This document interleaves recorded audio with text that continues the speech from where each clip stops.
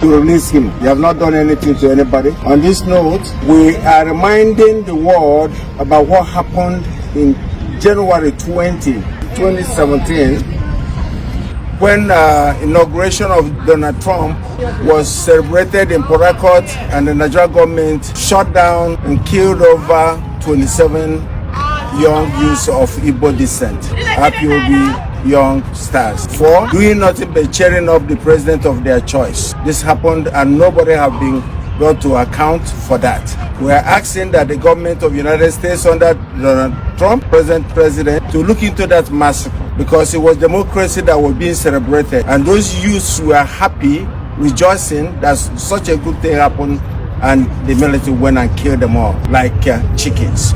We continue to ask, what is it that you're holding Nnamdi Kanu for? And we believe, as a British citizen, the British government's hand is in it, because Nnamdi was discussing about the atrocities they're doing in Nigeria. They don't want any development in Nigeria. Everything that we are doing is what Nnamdi was preaching on, and everything he have said before have happened today, and it's still happening. The jihadis coming in to work for the British government and to be killing people, the Fulani herdsmen, the terrorists, and that's what they are, killing people, trying to displace indigenous people, trying to take their lands from them, land grabbing. We want the world to look into it, more especially the United States government. For one thing, if nothing is done, once these jihadis get hold of the southeast, the Christians that they're trying to exterminate, they will have hold of the sweet crew. And once that happens, the next thing will be to challenge the United States and even the Britain that is encouraging them to do their bad deeds. So, Father, I've heard that a Nigerian government official, the Inspector General of the DSS, Department of State Services, has said, Nigerians, defend yourselves from the terrorists and the bandits, end quote. So, Father, as a minister of God, do you support self-defense, especially where it may lead to the killing of your assailant? Thank you very much, sir, for the question. And if you don't mind, let me begin by thanking you and your colleagues who have been working with us tirelessly to bring to the awareness of the world the level of injustice that is going on in Nigeria. It's getting too much. And at some point, somebody somewhere has to stand up and say, enough is enough. Now, coming to your question, yes, the Director General of DSS, who in American context, we might equate to the Director of Homeland Security, is a special government official in Nigeria who is privy to top secret intelligence, actually. For him to step forward and publicly told Nigerians, arm and defend yourselves, tells me a couple of things. One, Nigeria is either becoming a failed state or is already a failed state. Why? Because he said that they don't have enough government manpower to defend you. The military, the police, the DSS, that they don't have enough power to defend their citizens. What is the primary responsibility of any government, democratic government? To defend the lives and property of the people. So, for the director of DSS to say we don't have what it takes to protect you Nigerians, it means that they are incapacitated. Self-defense is a natural phenomenon. If I were to pinch you now, you will blink unconsciously in defense of yourself. So self-defense is a natural phenomenon. But in the context of the DSS, honestly, I wasn't expecting that we shall come to that level at which the common people are required to arm themselves and defend themselves. But guess what? It has happened. In other words, what it means is you're on your own. If anything happens to you, you have yourself to blame. Now, because self-defense is a natural phenomenon, I have never read about any law, moral law, Christian law, civil law, natural law that is against self-defense. None whatsoever. But you know what? Where you have a good government, you take it for granted that you are protected.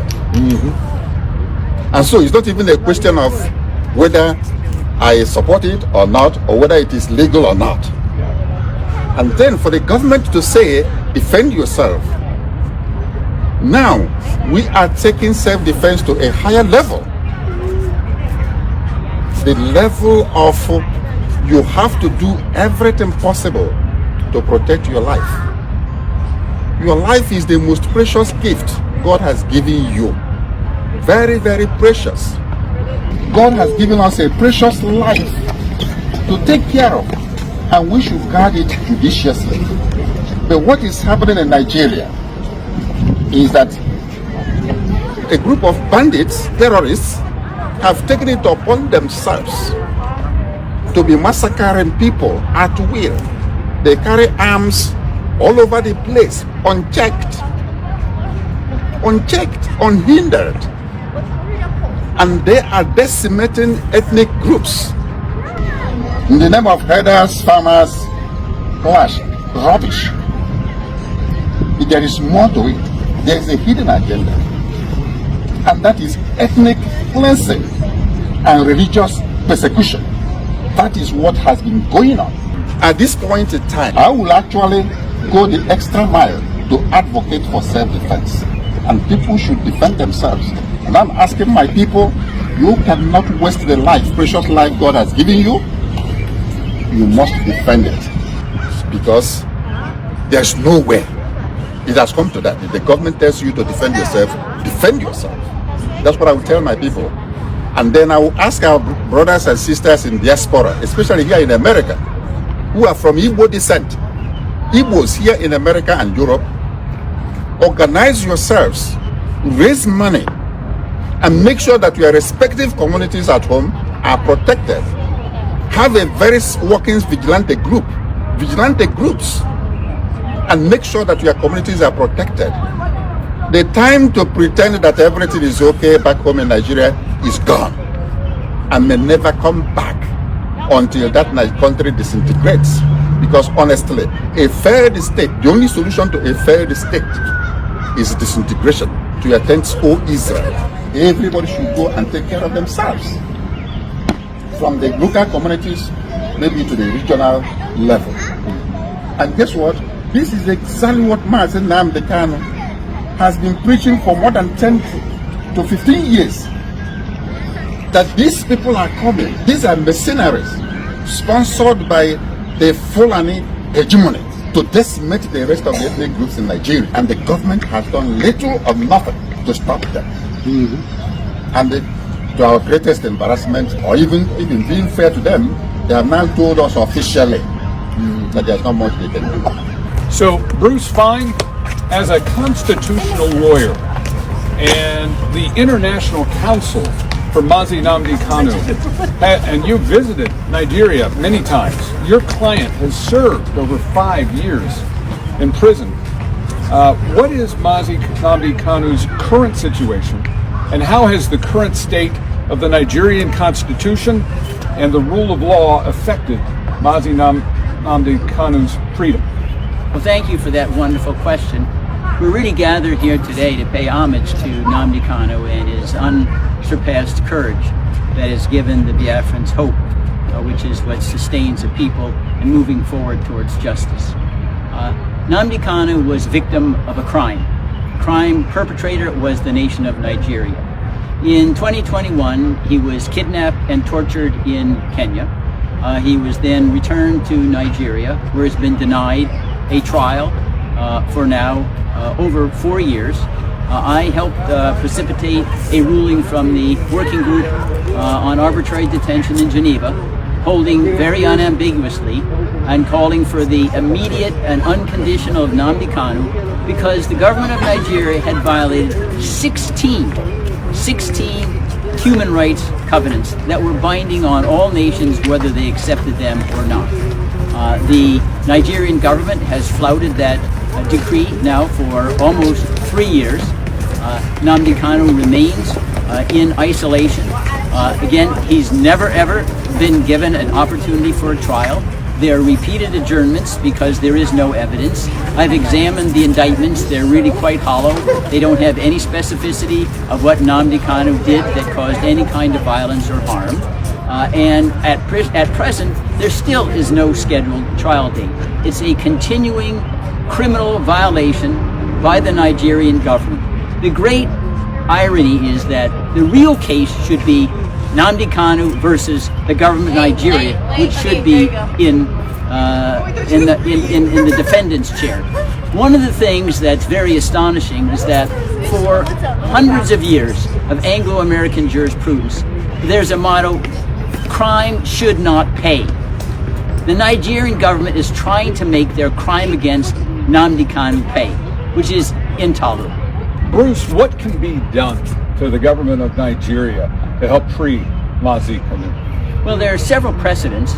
One, during apartheid, South Africa was suspended from the United Nations General Assembly until Nelson Mandela was released. And there's nothing that prevents petitions now to the United Nations General Assembly insisting that Nigeria be suspended until they release Nnamdi Kanu. That's one possibility. Another would be if you had the president issue an executive order says there are going to be no Nigerian visas to visit the U.S. until Nnamdi Kanu is released. That would impress upon all Nigerians the penalty they're paying because the government is being so lawless and tyrannical. There are other options like having an international arms embargo on Nigeria until Nnamdi Kanu is released, having very, very high tariffs on anything sold by Nigeria until Nnamdi Kanu is released. These are financial pressures. They've been utilized in other countries in the past. It's a matter of political will, not law. Chief Ugonna, how do the attacks on the Christian community and the continued injustice faced by Mazi Nnamdi Kanu serve as a serious warning sign for all Nigerians about the state of justice and freedom in the country? You know, that's an excellent question, and thank you for posing that. I want to tell you a short story. I've been going to the region for 20 years, and the first 10 years that I was there, it was quite peaceful, at least in the southeast.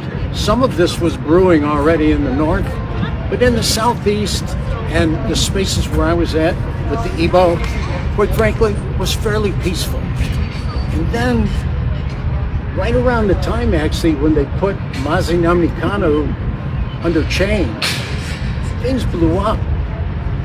And more than that, I think when people in the villages and the boroughs of Southeast Nigeria look at this, they see, wow, if they can do that to somebody like Mazi Nnamdi Kanu, who is quite an individual, what could they do to me? What can they do to the individual citizens? It's just gone wrong. I'm telling you, and I've told the State Department here before, not from this current administration, but the previous one, that if we don't do something about this, that place is going to implode, and we're going to end up with a pile of people coming over who will immigrate just to get out of the place. That's what's going to happen. I think the other thing that lines up where the people, the situations that they're living in, many of them are Christians. We've said before, 90% plus are Christian. Those who are Christian are experiencing the same kind of attack. There's a group in Southeast Nigeria called Inner Society, and they're a data crunching kind of group. And they've also got a very nice legal angle where they triangulate on everything to make sure that what they print is real. And they printed a statistic where they said just recently that for a period of 9 years, there were more than 30,000, mostly Christians, either killed or extremely violated. And even since they printed that, another 9,000 have been added to the list. So you're talking about 40,000 people. When we had our 9/11 here in the U.S., It wasn't anywhere near 40,000. And look at the reaction we had.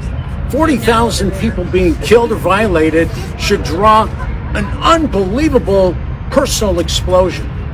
I think one of the things that people need to do, citizens, whoever is a citizen in Nigeria listening to this broadcast, need to really think this way. I used to work for a guy who said, you know what, now that we've had all this discussion, that's all wonderful, but tomorrow morning when you wake up, what are you going to do? What are you going to do? And the point is, you need to be able to answer that question. And for me, it comes down to three things. The first is you need to understand what's going on. What's going on in your village? Who are those strangers out in the bush? Who are they? What are they doing? You need to understand what's happening to you. You can't wait for somebody to tell you. Nobody's going to tell you. When DSS has already said, you know what? You better take care of yourself. You know? Actually, I don't know if they really want to give us any good advice, but that's good advice. We need to take care of us. You need to get up and understand what's going on. The second thing you need to do is you need to have a plan. You need to start to think about, what am I going to do tomorrow morning? What's the plan? I need a plan. And the third thing you need to do is take it personal. Now, you might say, what's this white chief? How many white chiefs do you see with a red hat? Not too many. What's he doing? I want to tell you what I'm doing, okay? What's important to me?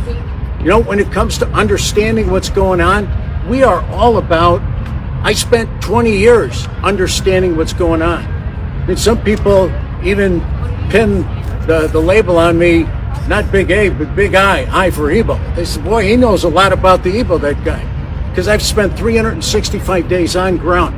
And in so doing, I learned what's really critical to the Igbo, to the ethnicity, to the ancestral Igbo. What's important to that person? Why are they the way they are? So I did that. I started to understand by working with the people around, standing here and many others. I've learned all the ins and outs of what's driving, what's the history. What did the British do? How did they fumble the ball so badly when they set this place up? How did that happen? And so I've learned about that. So I know what's going on. The second thing is, I've got a plan. One thing I learned from my dad, and God rest his soul, my dad was a Marine Corps staff sergeant. And so you can imagine, as a young boy, I was on the run.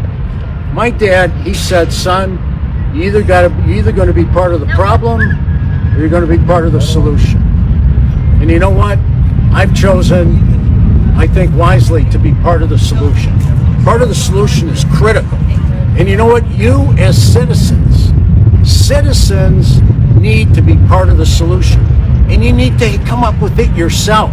You know what? Just like DSS, they're not going to tell us what to do. Nobody's going to tell you what to do. You need to figure it out for yourself and then do it. And then the third thing is take it personal. Now, what have I been doing? You can tell just by the way I am. I take things personal. And when I come to this place behind me, and I spend a lot of time at the State Department as well, and as a group with Avid. Avid's a great organization. Avid, with that group, we've spent a lot of time in the halls of Congress, knocking on the doors, talking with people. When we're with those people, what we're doing is we're taking them through the same three steps. United States government, you actually don't understand what's going on in Africa. Listen to us. We'll tell you what's going on. It's an ancestral place. And what happens is when they abscond with somebody who's iconic in the society. I mean, Nnamdi Kanu is iconic. When they put somebody like that in chains and just throw away the key, which they've done, they've thrown away the key. We should be taking that personal. And once again, if they can do what they're doing with him, they're doing with us, and that's when the 40,000 Christians that they've got on the run. There's another little bit of data you ought to know about. You know all the people And I bet there's hardly anybody in the region who hasn't been personally touched by a disappearance. You've got family, friends, fellow villagers who've been absconded with. They've been stolen. Everybody knows what I'm talking about. You know what's going on. Well, what happens is we need to tell the people in these powerful places, because they have a lot of control. I think you've heard quite a bit of wisdom about what the U.S. government can do. But for sure, the U.S. government needs to understand that if these three questions don't get answered also by the United States, understand, have a plan, and take it personal, one day it will come to our shore. One day that place will just turn into a mess. And we need to make sure that it doesn't come to our shore. Evans, a lot has been said about what is wrong in Nigeria, especially the illegal detention of Mazi Nnamdi Kanu. What are your thoughts? Well, I can tell you that we've heard an earful about the evil and atrocities going on in Nigeria. But one thing about evil is that it's really perpetrated by a few, because there are all good people everywhere. There's good people in the north, there's good people in the south, but few bad apples that happens to galvanize the masses to commit evil against their own citizens. I'm telling you that evil may live for a while or may even live for a long time, but evil will never live forever, because every evil has an expiration date. It always does. So I'm telling you that the time of massacre of Christians in the north and south has expired. Right? Expired. Right. Expired. The genocide against the Igbos has also expired. And the incarceration of Mazi Nnamdi Kanu, the Mandela of our era, the Mandela of Nigeria, his incarceration has now expired. You've heard me describe Nigeria as a dark nation. And the only thing that can overtake darkness is light.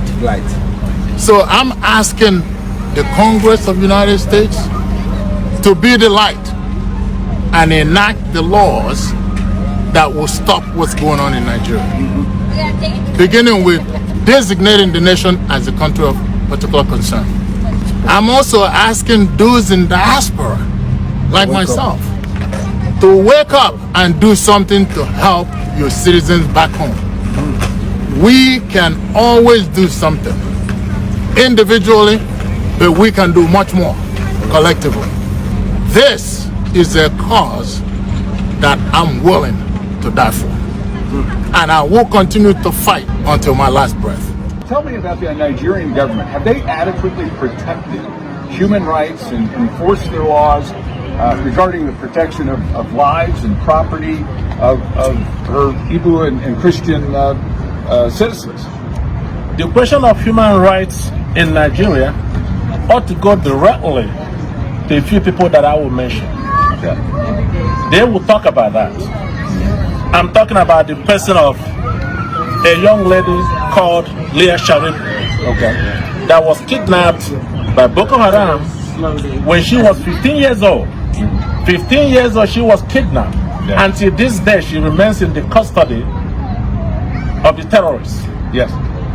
She cried out to her government, and they did nothing.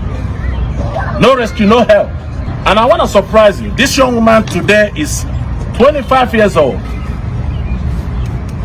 25 years old, having children for terrorists, while the federal government of Nigeria ignores her cry for help and assistance. Yes. So you ask Leah Sharif about the fundamental human rights in Nigeria. Yes. And she will tell you the rest of the story. Another person that is worthy of note is another young lady by the name Deborah Samuel, a young college student in Shangari College of Education, Sokoto, Nigeria. This young woman was stoned to death in broad daylight while people stood and watched, while the government stood and watched. The army and the police, all the security apparatus They stood and watched an innocent girl mowed down in broad daylight, and her body was set ablaze. Chances are this young woman was still alive while she was in flames. Things that you cannot bear as a father, as a brother. These things are happening in this country called Nigeria. And people expect us to be proud of the country. That's why we're here to talk to lawmakers over here, those that will listen, and I'm glad that they're paying attention. They're taking note. What do you wish that the lawmakers would do first? First of all, back during the days of the Trump administration, Nigeria was in the list of CPC country of particular concern. Yes. Then the new administration came in under Joe Biden, and they were taken off. Now, both houses of Congress, the House of Senate, the House of Rep, they're coming together to put Nigeria back as a CPC country that needs to be watched. Yep. Country that violates fundamental human rights. Yes. Country that may be sanctioned. Yep. Until they change their ways. So, for the folks who are hearing this for the first time, what would you hope that they could do? What I hope that they can do is to take the message to their respective constituents, to talk to their lawmakers, their reps, their senators, their House of Representatives. Tell them what's going on. Yeah. Tell them what's happening to other people on the other side. So maybe at least they can learn some voice when they're in session here at Congress. That's why we come here. Yes. This country holds the record for beacon of democracy in the world. That's why we're here. That's why we're here. That's why we're here. Yeah. It's simple. Yeah. One more thing, and the legendary of human rights violation, okay, ought to be referred to a man in the person of Nnamdi Kanu. Nnamdi Kanu's continuous incarceration is the primary reason why we're here. We are here to call for his immediate and unconditional release, as already decided by United Nations back in 2022. For people that do not know Nnamdi Kanu, today he's being referred to as a secessionist. He wants to divide Nigeria. But I want to let you know one thing, how this young man started this whole thing. He did not start this whole thing by calling for Biafra or calling to be separated from the nation. He started in the year of 2012 and 2013 in London, on the streets of London, calling for one Nigeria, for unity, for the government to pay attention to the suffering of the people. The children are suffering. There's no job, unemployment everywhere. Our young people has taken up to criminality. So Nnamdi Kanu saw this and he began to preach, to talk about it. He wasn't calling about secession. He wasn't calling for Biafra. He was just a devoted citizen of the country. Well, seeing that felt a deaf ear, so he began to call for a referendum. What is a referendum? An opportunity for men and women, citizens of a particular country, to come together lawfully and decide their self-determination. Decide who to govern them, to elect government over them. It's called government by the consent of the governed. There's nothing wrong with that. And for that, this young man was arrested in 2015 and put in prison. And 2 years down the road, he was granted bail and was allowed to go home. While he was enjoying his bail, preparing to come to court, consistent with the bail conditions, he was invaded by the same government that granted him bail. A combined forces of the military, the Air Force, Navy, all of them invaded his home on a planned assassination attempt. They called it the legendary Python dance. Python should be dancing in the forest, not in a village where there were women, children, and elderly. That's where the Nigerian military came to operate their Python dance. But at the end of the day, when the Python has finished dancing, scores of human beings were left dead, properties were destroyed. Where is the justice?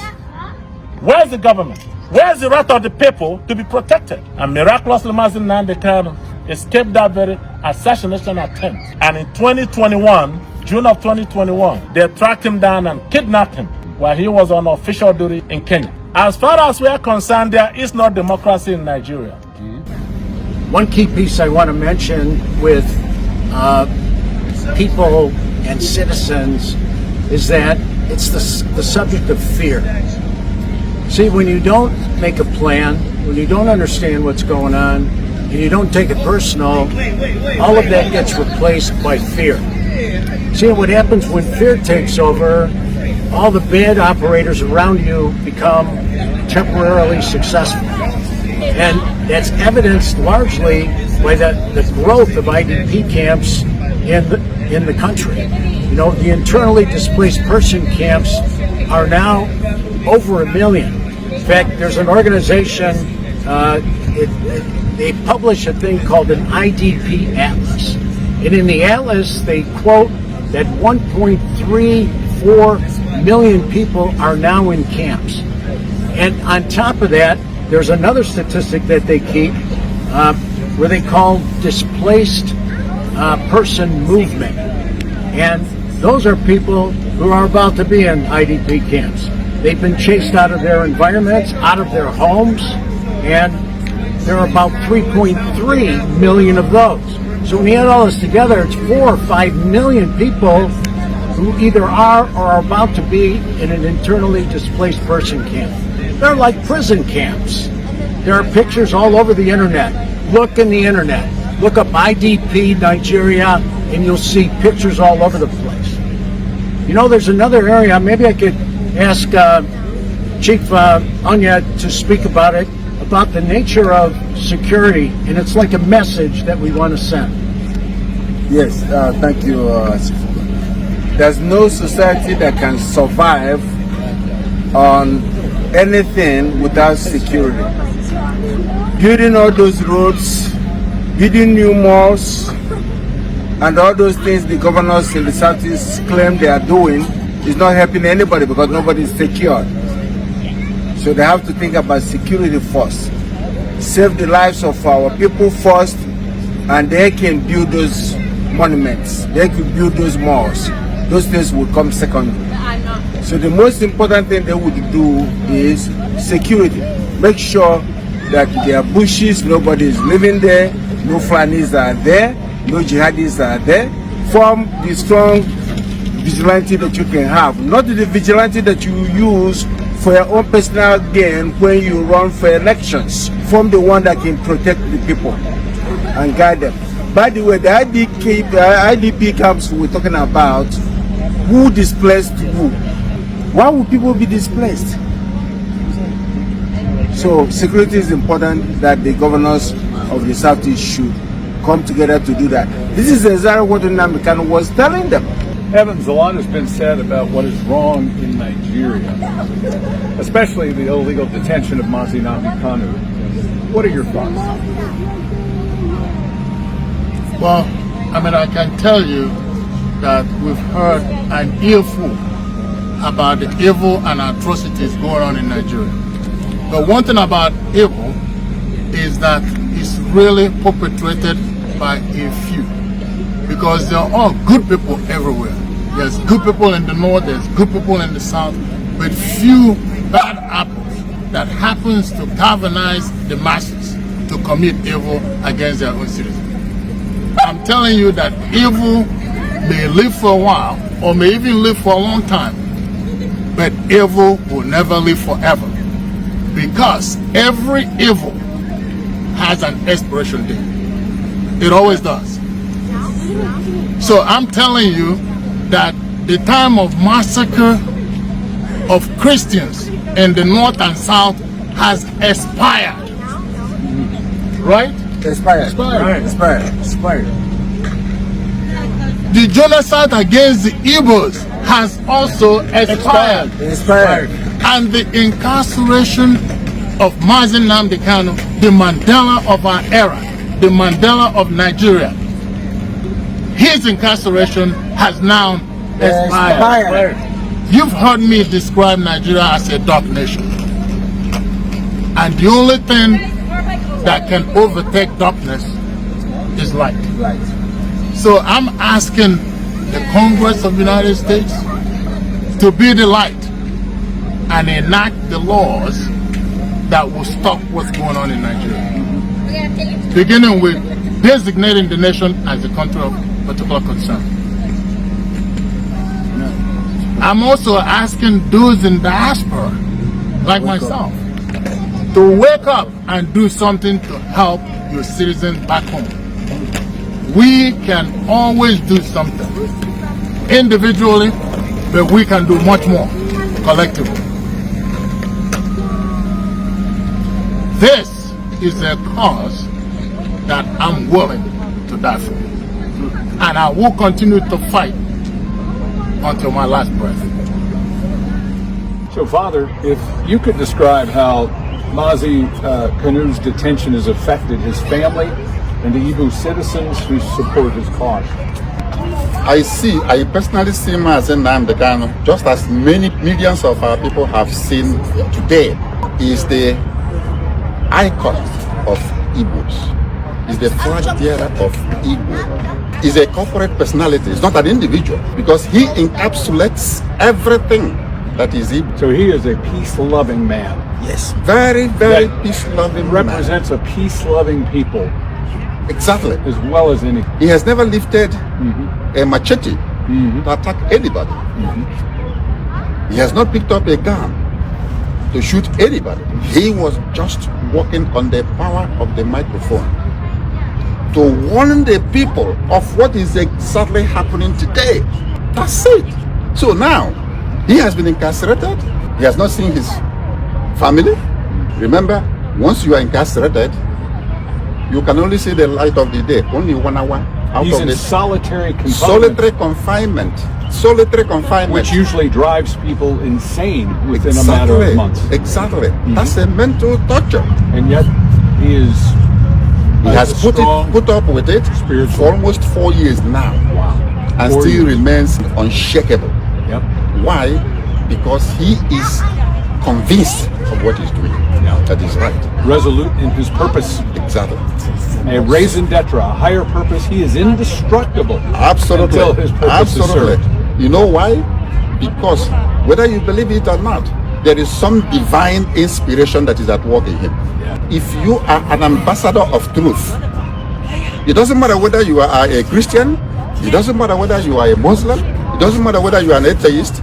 If you are an ambassador of truth, God is with you.